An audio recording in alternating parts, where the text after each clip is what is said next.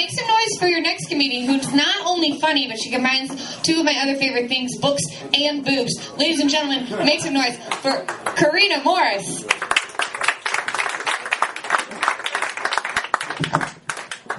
Can we have another round of applause for Courtney K. Myers? I thought that because I was doing a show where the MC was a woman, that maybe I'd get an intro that didn't include the fact that I'm a girl. Nope. I can keep dreaming, though.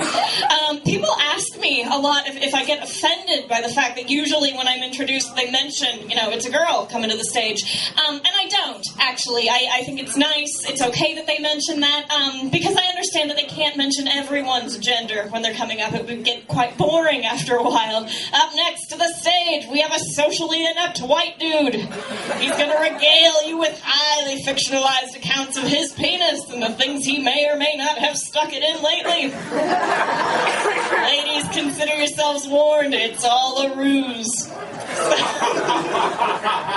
And it is. I've dated a lot of comedians, so I've sort of become the fact checker of the group. There have been times when I've had to listen to male comedians up on stage going on and on about how wonderful they are with the ladies, and I didn't know wonderful was a synonym for apprehensive and awkward. That was quite interesting. If that's true, then yeah, you are indeed, sir, the best I've ever had. But it is hard though being in an industry that's so dominated by men, and it's weird for me trying to fit in with the guys sometimes, just because guys are gross. You all know this. You ladies look like you especially know this. Yeah, guys are gross and they're weird, and it's hard to relate to them sometimes. A couple of weeks ago, I came across a group of male comedians in the midst of a conversation about what they'd all nicknamed their dearest friend. And I thought, well, maybe if I join in this, I'll fit in better with the boys. They'll accept me as an equal. So I've officially rechristened my breasts Charm and Personality. Because often the first thing people notice about me is my charm and personality. And just to add into the mix, my vagina is called Sense of Humor. Because try as they might, most guys just don't get my sense of humor.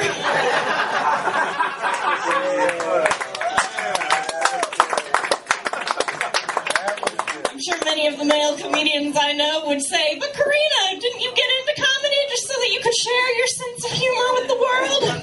'Tis not true, I am a lady.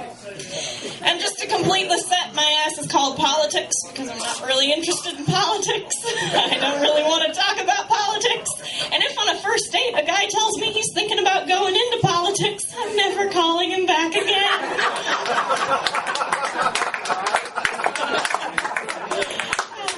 So as you might imagine, with such conventions, I am single. Yeah, surprise. I have just a few kind of dating adventures that are bound to happen and that I'm bound to talk about on a date recently with a communications major. He never called me back. That's irony I should have foreseen, right?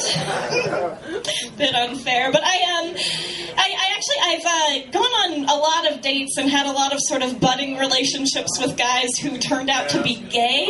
In fact, I've dated so many guys questioning their sexuality that when I say I'm cleaning out my closet, that just means I'm deleting all of my exes from Facebook. It's quite sad, actually. Yeah, I do have an awkward ex who wanders around campus, who I see from time to time, and it's always weird when I see him, because I always think he wants to get back together, and like I said, all my other exes were political science majors, I think is the correct term for them, so I never had to worry about that, about any awkwardness. I'm sorry, hon, it's not you, it's me.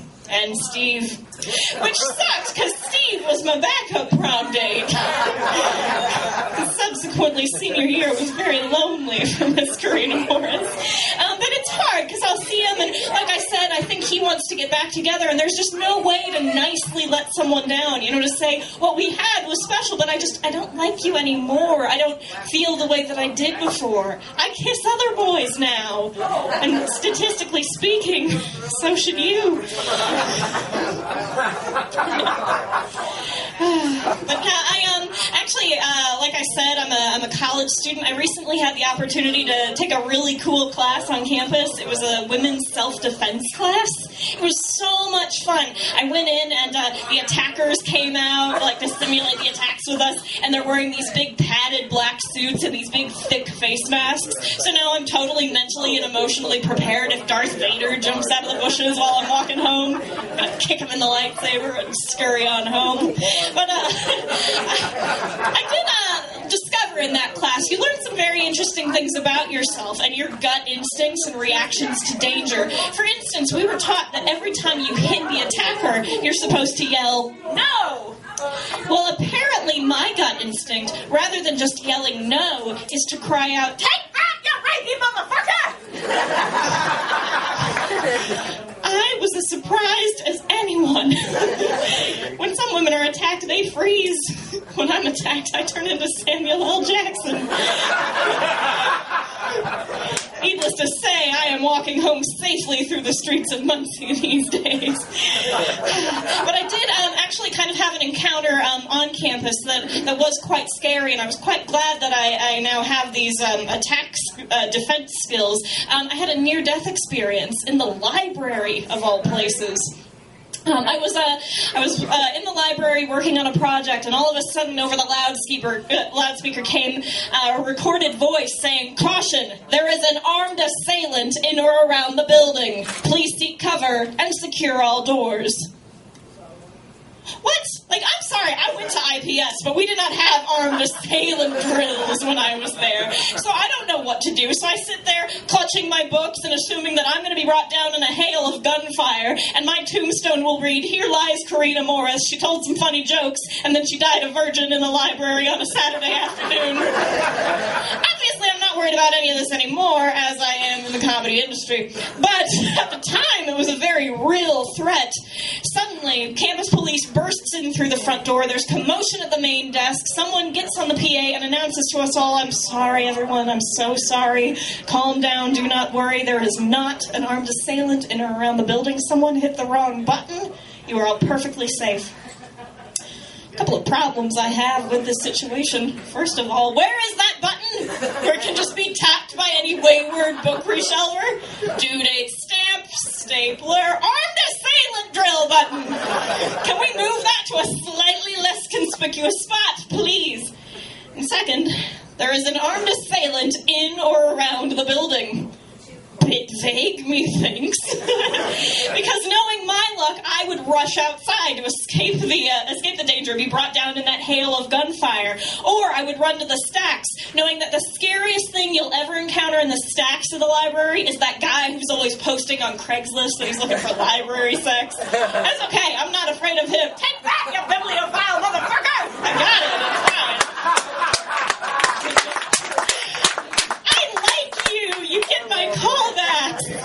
You might get my sense of humor if you keep clapping. But